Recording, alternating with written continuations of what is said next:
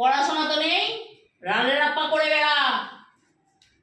কাল রাত্রে হয়েছে আমার মা আর বাবার মধ্যে ঝগড়া। কাল রাত্রে আমি 5 লিটার একটা বোতল দিতে গেছিলাম, ঠিক আছে? অমনি আমার মা বলে, দুটো ছেলেকে জন্ম দিয়েছি, কাজের কাজ তো কোনো নেই।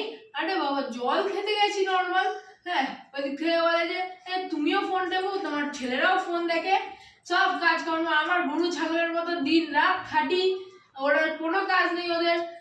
ওইসব ছাড়ো, আজ সকালে বসেছিলাম, ঠিক আছে? মাকে শুধু জিজ্ঞেস করলাম, মা আজ বেলায় কি করবে? অমনি বলে সারাদিন খাই খাই খাই খাই। তোর আমি বদনাম করছি না, বলছি খাই খাই খাই। আরে বাবা, সারাদিন বাড়িতে থাকবো, কিছু খেতে তো হবে, ওইসব বোঝার নেই। তোর এখন খাবার মনে পড়ছে?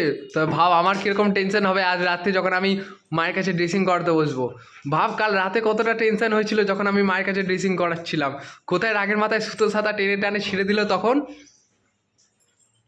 আমি বলছি এমনি। মা তো খুব খারাপ, যা না একদিন বাপের ভরসায় পড়ে থাক, যখন ঠেকায় পড়িস আসে তোর বাপ।